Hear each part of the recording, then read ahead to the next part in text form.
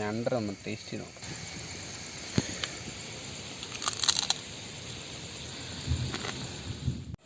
Hi friends, ഇന്ന് നമുക്ക് നല്ല കടൽ ഞണ്ടിന് കിട്ടിയിട്ടുണ്ട്.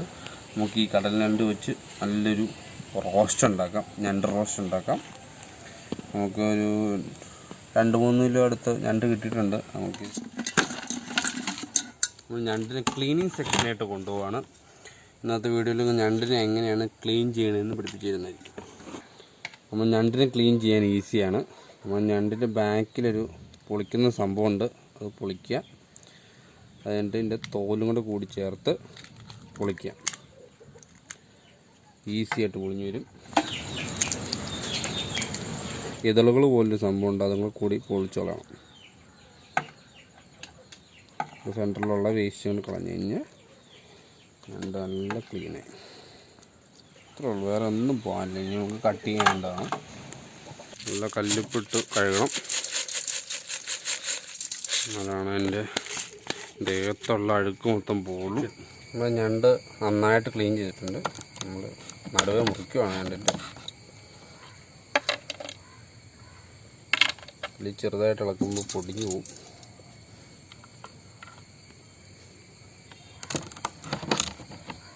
നമ്മൾ എല്ലാം കട്ട് ചെയ്ത് നല്ല മഞ്ഞപ്പൊടി ഉപ്പൊക്കെ ഇട്ട് വെച്ചിട്ടുണ്ട്.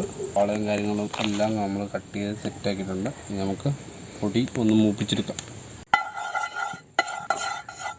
മഞ്ഞപ്പൊടി ആദ്യം ഇടണമെന്ന് വെച്ച് കഴിഞ്ഞാൽ മൂക്കാൻ ഏറ്റവും പാടുള്ളത് മഞ്ഞപ്പൊടിയാണ്. അതുകൊണ്ടാണ് നമ്മൾ മഞ്ഞപ്പൊടി ആദ്യം ഇടുന്നത്. അത് കഴിഞ്ഞിട്ട് തീ ഏറ്റവും കുറച്ചേ ഇടാവുള്ളൂ. പൊടികൾ ഒരു കാരണവശാലും കരിഞ്ഞു പോലും. മല്ലിപ്പൊടി ഇച്ചിരി കൂടുതലിടണം.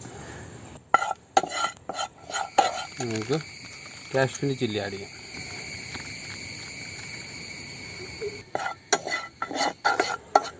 ഇനി നമുക്ക് ഫിഷ് മസാല ആഡ് ചെയ്യാം.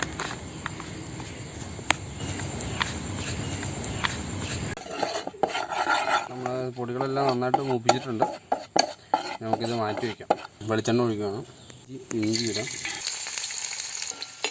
ഇഞ്ചി നല്ല ബിസ്ക്കറ്റ് പരുവാവും. നല്ല ബിസ്ക്കറ്റ് പരുവാകുമ്പോൾ ബ്രൗണും മഞ്ഞ കളർ പോലെ വരും. എന്നാലും നമുക്ക് നമ്മുടെ വെളുത്തുള്ളിനെ ഇടാം. ബിസ്ക്കറ്റ് പരുവായി നമുക്ക് വെളുത്തുള്ളി ഇടാം. വെളുത്തുള്ളി നല്ല മൂത്തിട്ടുണ്ട്. നമുക്ക് സവാള ആഡ് ചെയ്യാം.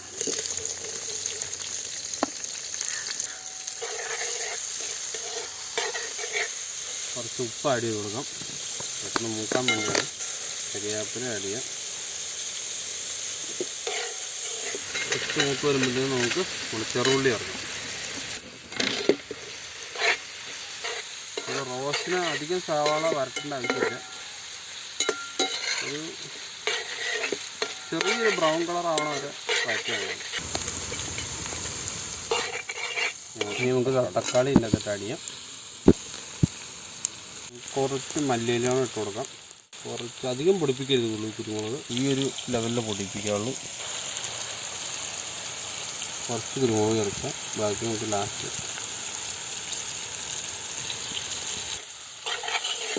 ചെറിയൊരു പുളിയുടെ ആവശ്യമുള്ളൂ. നമ്മൾ തക്കാളി ഉള്ളതുകൊണ്ട് കുടംപുളി ആഡ് ചെയ്യുന്നില്ല.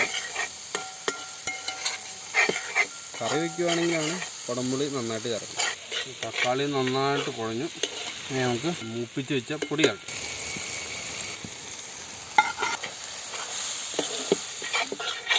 ഫ്ലെയിം കുറയ്ക്കുക.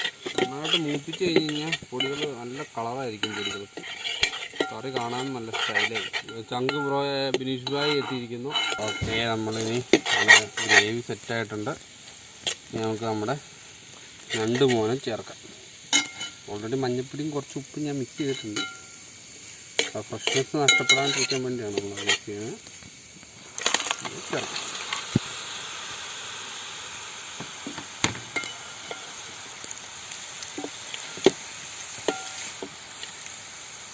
പയ്യെ ഇളക്കാവുള്ളൂ, അല്ലെങ്കിൽ ഉടഞ്ഞു പോകും.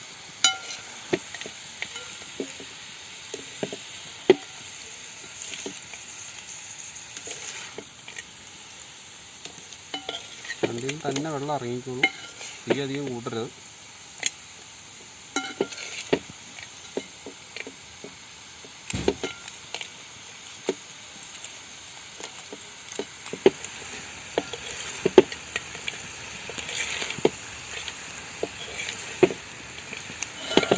പയ്യെ ഇളക്കി പിടിപ്പിക്കുക.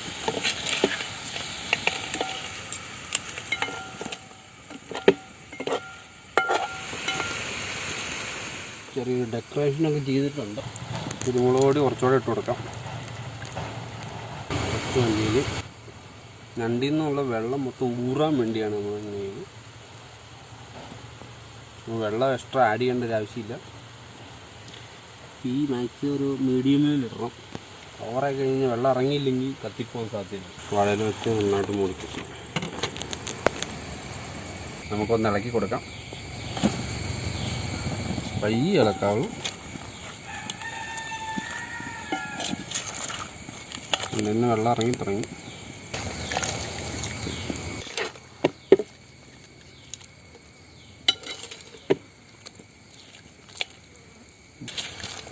പയ്യെ മറച്ചിടും.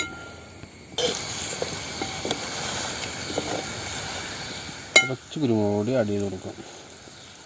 നമ്മുടെ ഇല വെച്ച് മൂടും.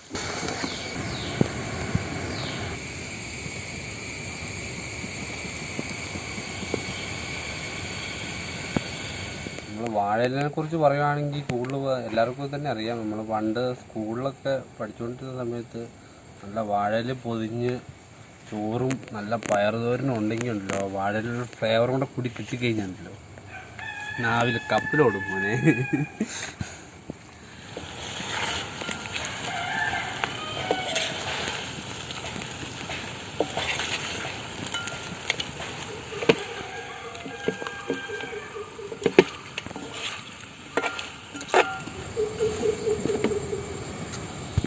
ഇടയ്ക്ക് നമ്മൾ വാഴയിൽ തുറന്ന് നന്നായിട്ട് ഇളക്കി കൊടുക്കണം. അങ്ങനെ എല്ലാ ഭാഗത്തും മസാല പയ്യെ കയറും. പെട്ടെന്ന് നമ്മുടെ ഞണ്ടിനൊക്കെ നല്ല റെഡ് കളറാണ്. മൂടി വയ്ക്കാം. ക്യാമറക്കൊക്കെ ചെയ്യാം. നല്ലൊരു വർക്ക് ഇതിലൂടെ കുരുമുളക് പൊടികൾ കൂടി നല്ല അടിപൊളിയായിട്ട് റെഡി ആയിട്ടുണ്ട്. നല്ല സ്മെല്ലും നല്ല കളറും എല്ലാം നല്ല സെറ്റ്, നല്ല ഭംഗിയായിട്ടുണ്ട്. നമുക്കൊന്ന് ടേസ്റ്റും കൂടി എങ്ങനെയുണ്ടെന്ന് നോക്കാം. ബ്രെഡിൻ്റെ കൂടെയാണ് നമ്മൾ ടേസ്റ്റ് ചെയ്യുന്നത്. ടേസ്റ്റ് ചെയ്യാൻ നല്ല നാടൻ ചെണ്ടമുറിയും കപ്പയായിട്ട് പുഴുങ്ങിയ കപ്പയിലാണ് ടേസ്റ്റ് ചെയ്താലാണ് നന്നായിട്ട് കിട്ടുള്ളൂ. നമുക്ക് കപ്പ ഇപ്പോൾ ഈ സമയത്ത് കിട്ടാനില്ല. നമുക്ക് ഞണ്ടര ഒന്ന് ടേസ്റ്റ് ചെയ്ത് നോക്കാം.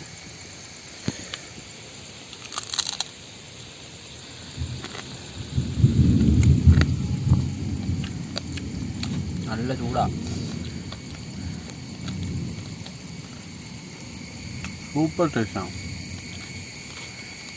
നല്ല കുരുമുളക് പൊടിയുടെയും കറക്റ്റ് ഉപ്പാണ്. നല്ല മല്ലിയിലയുടെയും ടേസ്റ്റ് നന്നായിട്ട് വന്നിട്ടുണ്ട്. പിന്നെ നമ്മുടെ മസാലയുടെ അടിപൊളിയാണ്. എല്ലാവരും ചെയ്ത് നോക്കേണ്ടതാണ്. സൂപ്പർ ടേസ്റ്റാണ്. അടിപൊളി taste.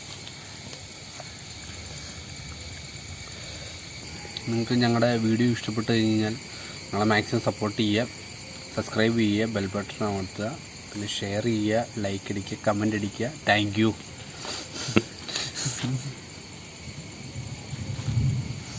Thank you for watching. Bye bye.